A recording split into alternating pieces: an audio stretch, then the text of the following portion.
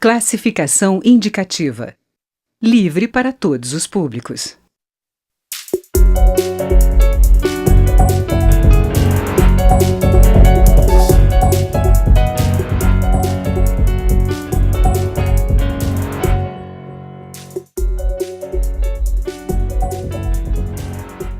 Olá, a Constituição determina que a segurança pública é dever do Estado, direito e responsabilidade de todos, mas especialistas criticam a institucionalização de um modelo de polícia de combate em vez de serviço público e a falta de articulação com ações socioeconômicas.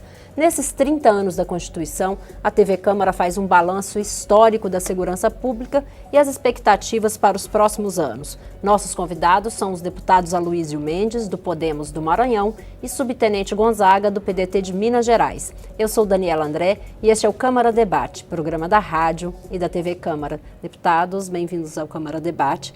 Vou começar perguntando ao deputado Aloysio Mendes, nós temos uma polícia de combate ou uma polícia vista como um serviço e acolhimento à população? Na verdade, Daniela, o erro na Constituição foi outro. A Constituição determinou repasses constitucionais para a saúde e educação que são muito importantes. E nesses anos, por mais que a gente ainda tenha problema na saúde e na educação, elas evoluíram de alguma maneira. Na segurança pública, que não foram assegurados esses recursos, nós temos a piora assombrosa. Os dados que nós temos hoje é de um país em guerra civil. E a falta de recursos também é um dos componentes que compromete a evolução da nossa segurança. E o nosso formato de segurança pública, que foi estabelecido na Constituição, também é falho e não atende hoje às necessidades da sociedade. Deputado Subtenente Gonzaga, o senhor concorda? O problema está no subfinanciamento e nesse modelo que a gente tem de organismos de segurança, ou é mais o subfinanciamento? Olha, problema nós temos bastante, mas olhando para a Constituição, eu aponto 3 fundamentos equivocados da Constituição que alimentou esse processo de violência e criminalidade que nós temos hoje. Uma, o deputado Aloysio Mendes já colocou, que é a questão do financiamento.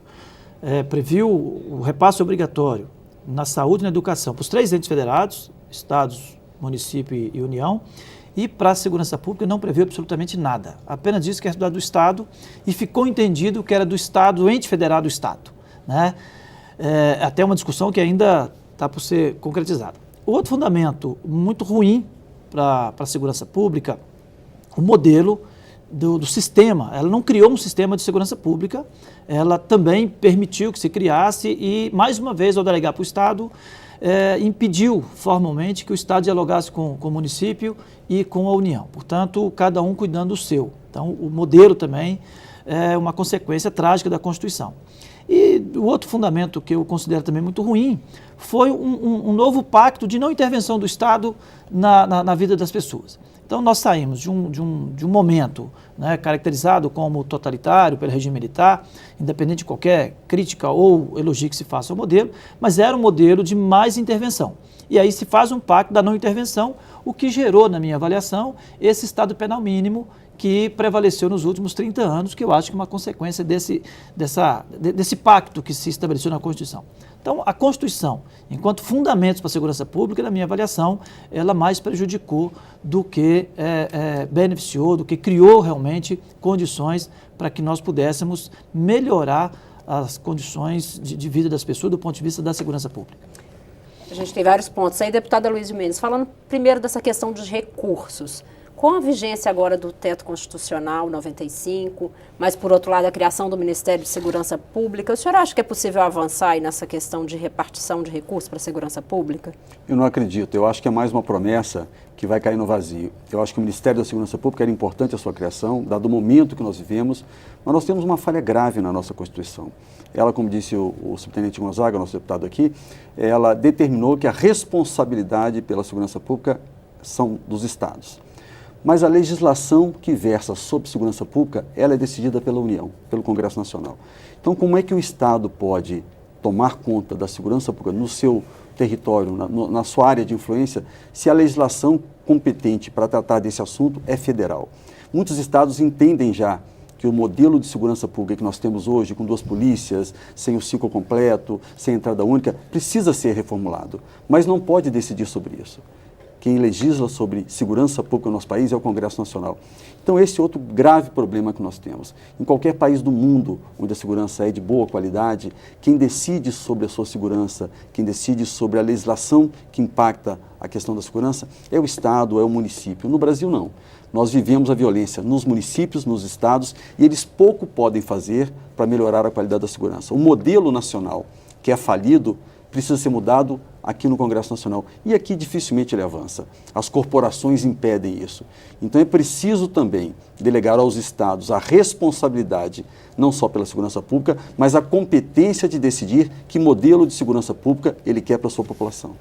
Deputado Subtenente Gonzaga, o senhor concorda? Olha, eu só divido um pouco de que o fato da legislação ser federal seja o grande problema.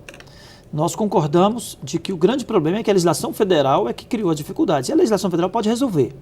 Eu sou defensor e entendo que o passo necessário. Vamos a um grande problema que temos na segurança pública no Brasil, que está em todas as estatísticas e ninguém consegue trazer outros números. O baixo índice de elucidação de crimes, que a estatística disponível aponta 8% do homicídio, menos de 3% dos demais crimes. Então, esse é um problema crucial no campo da atuação da polícia. Esse não é um problema do judiciário, esse não é um problema do Ministério Público, esse não é um problema do sistema prisional, é um problema do campo da atuação policial. Então, no campo da atuação policial, o passo que nós precisamos de dar, e a legislação federal, é uma alteração na Constituição e uma organização desse sistema, que pode ser lei federal ou pode ser lei estadual, é permitir que todas as polícias possam investigar. Todas as polícias e todos os policiais. Esse é um ponto que pode ser resolvido e deve ser resolvido em legislação federal, que infelizmente nos últimos 30 anos... Essa é a chamada polícia de ciclo completo. É a chamada polícia de ciclo completo, que infelizmente não foi sequer apontado como solução nos últimos 30 anos. A polícia de ciclo completo é um tema novo aqui na Câmara. Até então se discutia apenas na perspectiva do empoderamento de uma classe, que são os delegados, tanto da Polícia Federal quanto da Polícia Civil, como os únicos capazes de investigar, e nós temos aí um gargalo brutal. Nós somos o conjunto dos policiais, se você considerar todas as agências que nós já temos, Guarda Municipal, Agente de Trânsito, Polícia Militar, Polícia Rodoviária Federal, Polícia Federal. Quando nós pegamos todo esse contingente, nós vamos chegar a mais de 700 mil pessoas, todas atendendo a população. Mas reduzimos o número de pessoas com competência legal para conduzir uma investigação na Polícia Federal a menos de 1.500 pessoas. Tem em torno de 2.000 delegados e uns 1.300 apenas na função direta de investigação. Os outros estão na gestão, estão em outras funções. Nas polícias civis, da mesma forma. Minas Gerais, que é o segundo estado em número de policiais civis, nós temos lá 11 mil policiais civis e menos de 2.000 delegados. Então nós temos um contingente extremamente grande, né, nessa proporção, produzindo informações que tem que passar pelo crivo desses delegados. E aí não tem jeito. Então é claro que nós vamos ter por esse gargalo. Agora, isso é um problema da legislação penal, da legislação... Não, isso é um modelo de funcionamento das polícias. Então esse é um ponto que nós precisamos enfrentar aqui com muita responsabilidade. Lembrando que isso não é a solução para todos os problemas. Se nós produzimos um volume grande de elucidação de crimes, né, vamos supor que a gente consiga elevar esse patamar aí para uns 70%. Se o judiciário continuar da forma que está, com seu tamanho, com sua forma de atuação, vai parar tudo no judiciário. Ou vai parar no sistema carcerário, então nem se fala, no sistema carcerário. Então, assim, a gente tem clareza de que o ciclo completo não é uma solução para o conjunto do sistema. É uma solução para o campo da atuação policial. Para o sistema prisional, não tem como fugir da necessidade de ampliação de vagas. Nós não podemos adotar políticas criminais, né, audiência de custódia, alterar a CPP, alterar a legislação penal, na perspectiva de desencarceramento. Nós não podemos ter as penas alternativas como política de desencarceramento, pura e simplesmente. Nós temos que ter o cumprimento da pena. Nós precisamos, então, de ter um olhar para o sistema prisional numa perspectiva de humanização, sim, porque o Estado não pode pensar diferente. Eu, cidadão, posso pensar em fazer o que eu quiser com o preso, mas o Estado tem que pensar na perspectiva de estar lidando com pessoas, com cidadãos. E nessa perspectiva o Estado precisa de criar mecanismos de humanização, mas precisa de ter mecanismos de cumprimento de pena. Nessa perspectiva não tem como negar a necessidade de aumento de vagas. Para isso, recurso. De novo, voltando ao primeiro ponto colocado pelo deputado Aloysio Mendes. No Poder Judiciário e no Ministério Público também na mesma questão, tem que ampliar a sua capacidade. Não precisa de mudar o modelo. O modelo judiciário está correto, o modelo do Ministério Público está correto. Lá é capacidade, é ampliação da capacidade de atendimento. O modelo equivocado é o de polícia. Então esse depende de uma legislação federal, de uma PEC, inclusive. Então, e, de novo, a gente volta para a questão do financiamento.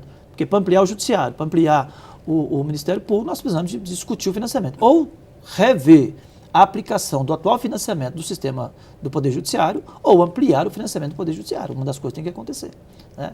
Então, assim, a gente voltando aqui para a temática né, da proposta do tema de hoje, né, que é uma análise da Constituição, nós precisamos, então, de uma PEC para dotar as polícias do Brasil da capacidade de financiamento, de investigação, que é o que o mundo faz, né?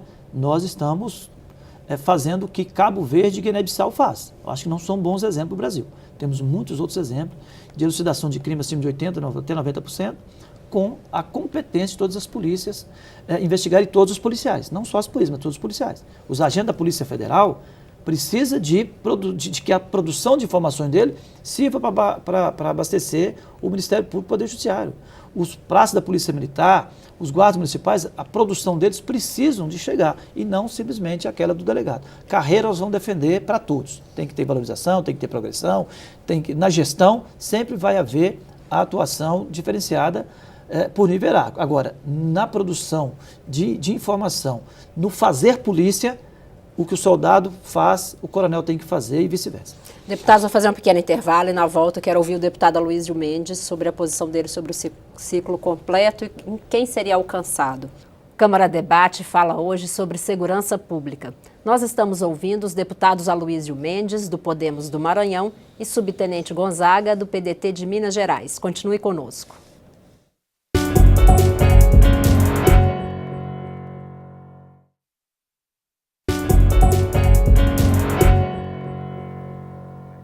Câmara Debate está de volta. O tema de hoje é segurança pública. Os convidados são os deputados Aloysio Mendes, do Podemos do Maranhão, e Subtenente Gonzaga, do PDT de Minas Gerais. Deputado Aloysio Mendes, no bloco anterior a gente falava sobre o ciclo completo para as polícias. O deputado Subtenente Gonzaga propõe que abranja todas as categorias e todos os setores. O senhor concorda, tanto polícias estaduais, federais, deve haver esse ciclo completo? Concordo. É inconcebível que nós continuemos, como disse o deputado Gonzaga, esclarecendo menos de 3% dos homicídios no Brasil, menos de 8% e menos de 3% dos outros crimes. A média da América Latina é de mais de 70%. Alguma coisa está muito errada no nosso modelo, todos sabemos o que é que está errado e não se muda esse modelo errado. Essa questão do ciclo completo é apenas a primeira providência que nós devemos tomar. Como é que pode um policial que chega ao local do crime, faz as investigações preliminares, conhece o território, conhece a região, toma todas essas informações e pega todo esse conjunto de informações e às vezes entrega para uma outra instituição para que ela inicie novamente a investigação. Essa investigação vai para uma gaveta e Deus sabe quando ela será investigada. Por isso, menos de 8% dos homicídios no Brasil chegam até a denúncia. Isso tem que mudar. E tem que se mudar na Constituição. Esse modelo é falido. Existem 2 países no mundo que praticam esse modelo e que não são boas referências, que é Cabo Verde e Guiné-Bissau. Nós temos que copiar o que dá certo. Nós temos vizinhos aqui, Paraguai, Argentina, Chile, Uruguai, realidades muito próximas às nossas, onde a polícia funciona muito melhor. Nós temos aqui no Chile mais de 80% de esclarecimento dos homicídios. Por que no Brasil nós não podemos ter uma média assim? Porque o nosso modelo, na Constituição, foi concebido de maneira equivocada. O ciclo completo é uma providência que tem que ser tomada com urgência.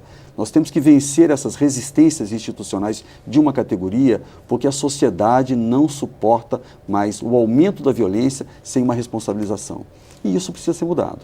A Constituição não teve, naquele momento, essa visão, ela se equivocou, as corporações atuaram muito fortemente naquele momento, a Constituição o Constituinte deveria ter visto os modelos mundiais que funcionam e aplicado na nossa Constituição. Isso não foi feito e hoje nós temos pago um preço muito elevado por isso. Deputado, outro ponto da Constituição foi a manutenção da Polícia Civil, da divisão em Polícia Civil e Militar, além do ciclo completo. O senhor acha que as polícias estaduais podem ser unificadas? Olha, a minha visão é que sim. Eu acho que esse é um caminho que nós vamos ter que trilhar. Eu fui secretário de Segurança Pública do Estado do Maranhão e tive um grande problema. Nós tínhamos lá, na verdade, não eram 2 polícias, nós temos um Corpo de Bombeiro, que é uma instituição, temos a Polícia Civil, a Polícia Militar.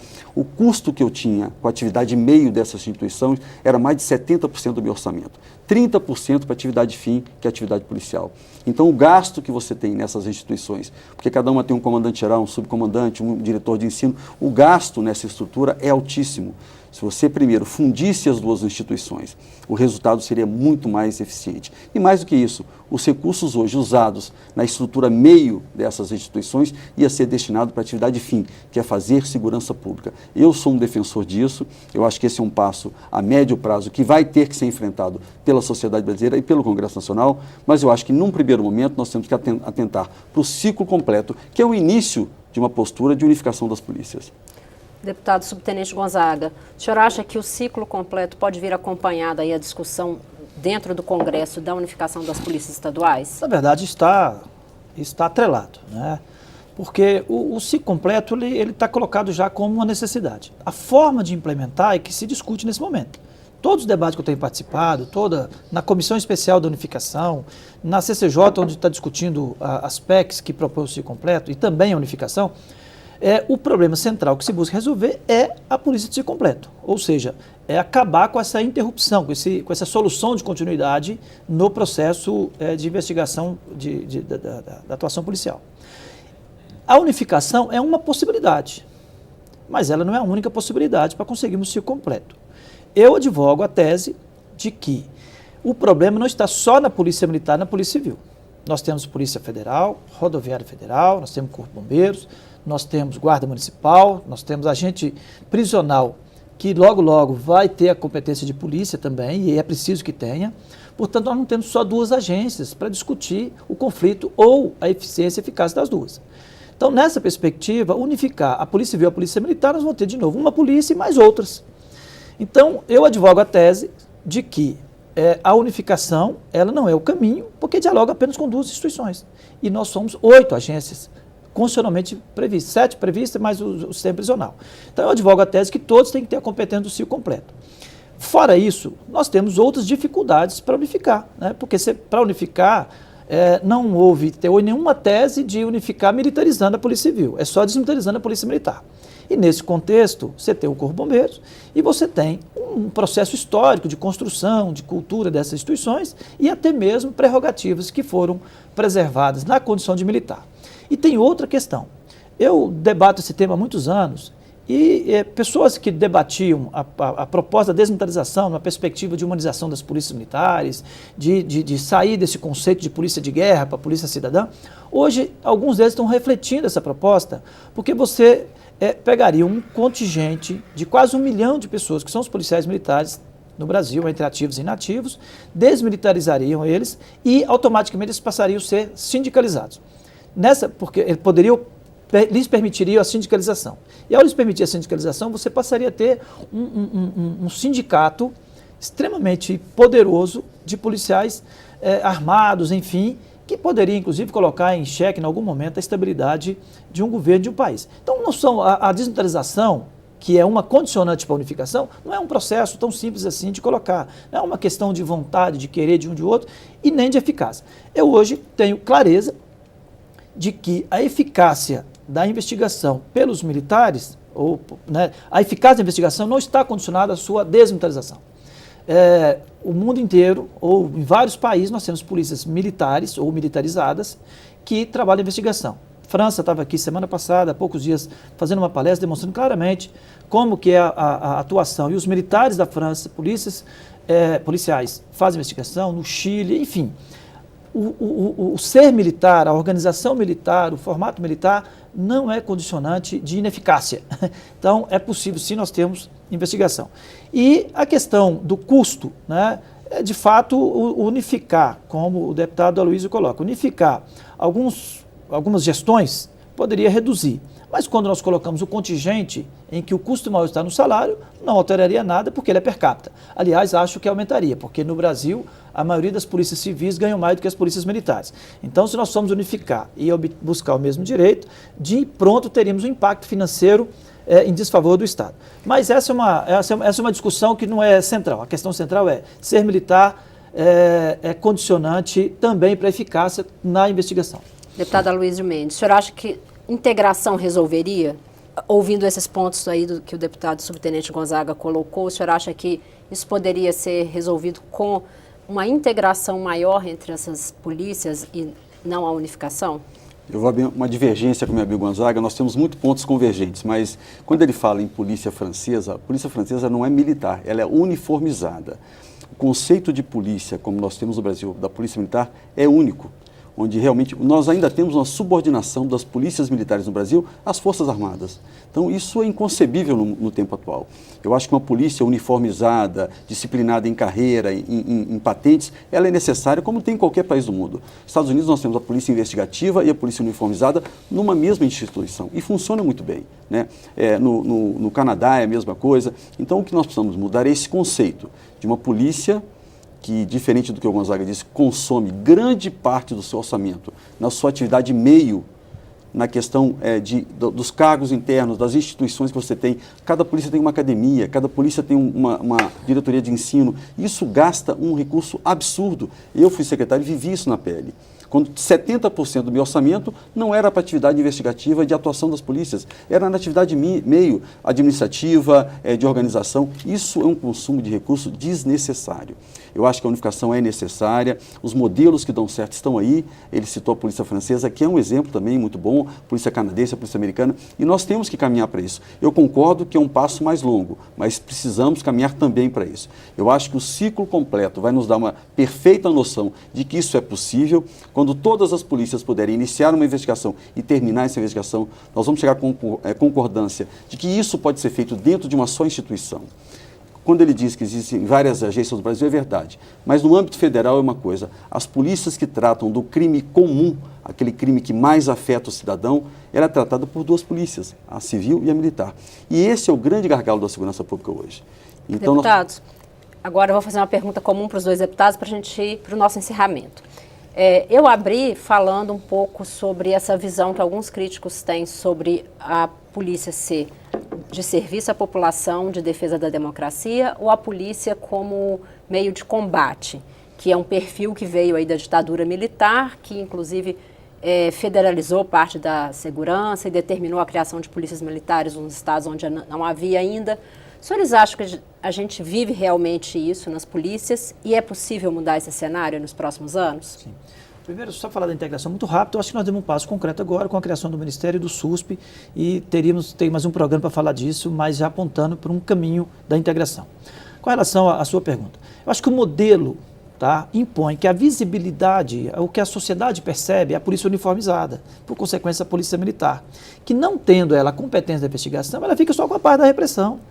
Então, por mais que ela aperfeiçoe, por mais que ela tenha mudado a sua matriz curricular, as suas doutrinas, tenha atualizado tudo isso numa perspectiva de polícia de cidadão, numa perspectiva de polícia voltada efetivamente para a proteção da vida, da sociedade, da liberdade, da democracia e, para isso, combatendo o crime, o fato dela não poder investigar, a parte visível dela é só essa da repressão, porque tudo mais que ela faz, ela tem que levar para a Polícia Civil. Então, eu entendo, e aí olhando para a Polícia Militar, que a pergunta aponta muito para isso, né, para a Polícia Visível, que é a Polícia Militar. Que acaba quem está mais perto. Quem está mais perto, né? Eu já ouvi assim, olha, para o cidadão o que existe é a Polícia Militar, porque é ela que você bate nas costas, liga para o 190, ela que aparece. Então, eu entendo, né, a minha compreensão é que os 30 anos de Constituição e 30 anos, inclusive, de ameaça de desmilitarização das polícias militares, forçou todos os estados a mudar, a atualizar a sua matriz doutrinária, a sua matriz curricular, preparando para uma atuação de fato para a cidadania, que é a essência da sua atuação. Como ela não pode dar a segunda resposta, que é da investigação, fica só essa parte visível, que é associada a uma repressão. Certo? Então, mas eu acho que as polícias todas no Brasil fizeram sua atualização necessária do ponto de vista doutrinário, do ponto de vista de matriz curricular, para essa polícia cidadã que todos nós esperamos. O que precisa é alterar esse modelo para que ela entregue um serviço completo. Hoje ela só entrega parte desse serviço e aí fica parecendo que ela só faz a parte, vamos dizer, violenta da segurança pública, ela só atua no confronto. Ela não atua em outro campo.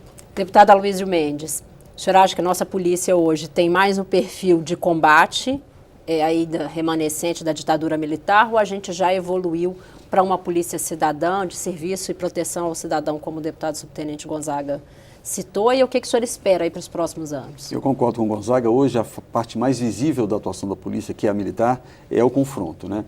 Mas as polícias militares evoluíram muito nesses anos. Eu sou testemunha disso, aperfeiçoar o seu currículo, aperfeiçoar a formação dos seus policiais. Mas o ponto mais visível é quando ela vai ao confronto, ela vai ao combate, e ela é a polícia que o cidadão enxerga, que é a polícia que está na rua. Nós vivemos um momento também de muita violência no nosso país. Nós não podemos ter uma polícia apenas de proximidade com o cidadão. Nós temos que ter uma polícia atuante, firme e forte, porque o crime organizado tem avançado muito no país. Eu acho que as polícias evoluíram, precisam evoluir mais. Eu acho que quando se começar a discutir o ciclo completo, a polícia passar a também poder investigar, entregar um produto final à sociedade, ela vai perder um pouco essa imagem de uma polícia violenta, e eu acho que com isso ela tem evoluído e vai evoluir mais. Nós iremos caminhar no futuro próximo para a unificação, onde esse discurso de uma polícia só de confronto, diferente de uma polícia de proximidade, vai acabar caindo por terra. E segurança pública também não é só polícia, né, deputados? Sem dúvida nenhuma. Exatamente, né? A segurança pública dialoga com todas as outras políticas, geração de emprego e renda, de educação, de saneamento básico, de onde isso habitação. Onde isso está presente, a violência é menor. Então, não é só a responsabilidade da polícia. A polícia reage a uma ação, mas onde se tem boas escolas, saneamento, educação, esporte, atendimento à sociedade, com certeza o crime vai refluir. Mas nós temos que fugir da tentação de responsabilizar os demais. Se nós não atacarmos o que é problema de polícia, nós vamos estar sempre num discurso fácil, né? A tribuna da Câmara aqui está cheia de discurso de que tem que mudar a legislação penal, processual penal, tudo. Mas o essencial, nós não estamos atacando ainda, na minha percepção. Obrigada, deputados. Muito obrigado, Daniela. Câmara Debate termina aqui. Eu conversei sobre segurança pública com os deputados Aloísio Mendes, do Podemos do Maranhão, e subtenente Gonzaga, do PDT de Minas Gerais. Você pode rever esta e outras edições em nossa página na internet ou no YouTube. E você também pode opinar sobre a política de segurança pública e muitos outros temas. Entre no site edemocracia.câmara.leg.br e participe das discussões. Eu sou Daniela André e este é um programa da rádio e da TV Câmara. Obrigada.